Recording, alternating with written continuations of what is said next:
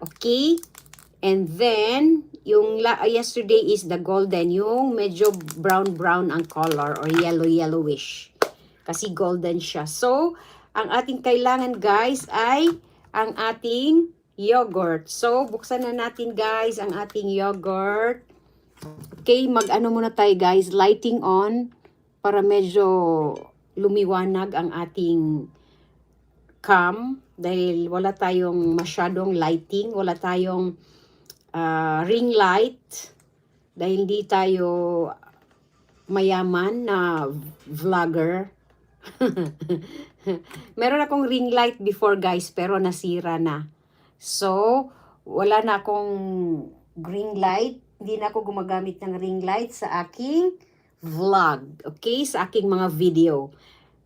Ano na lang tayo? Majirap.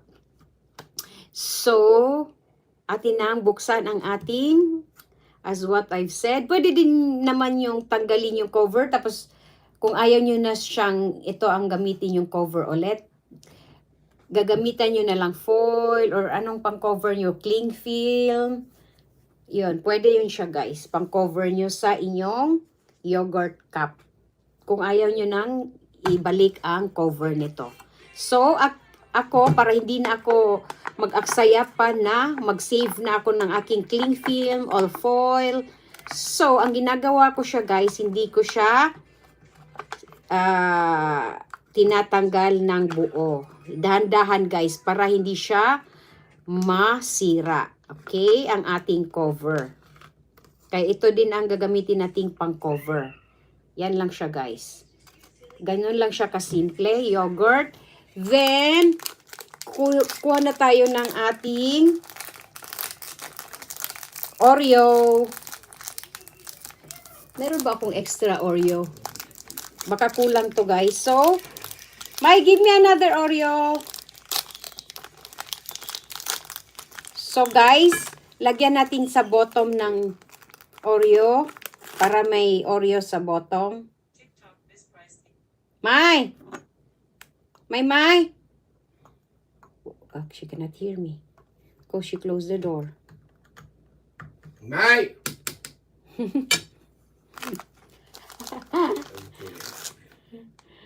So, Baba is calling Mariam, May, to give me more Oreo. Because I cannot walk good, guys. So, yan. May! Moy! Give me another Oreo, the classic one. Not the golden one. 1 piece only. Aywa. Dagdagan pa natin siya, guys, ng thank you ng ating Oreo. Yan. Damihan natin ng Oreo, guys. Para masarap.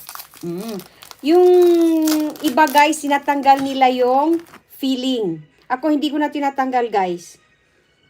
Masarap din naman yon para matamis-tamis. Ayan. Dinamihan ko siya. Lahat ng pwedeng lagyan. Then, pwedeng lagyan nyo siya, guys, ng crushed Oreo sa ibabaw. Okay?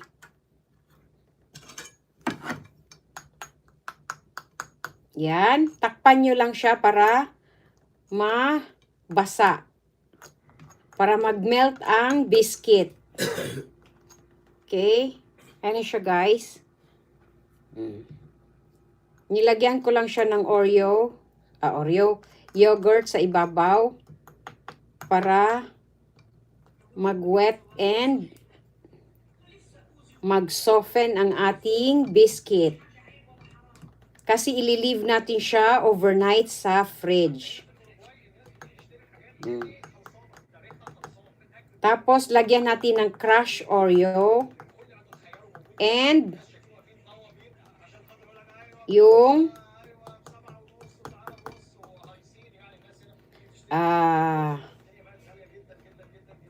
chocolate, guys. Yan. Yan na siya. Ganyan na siya, guys. Okay.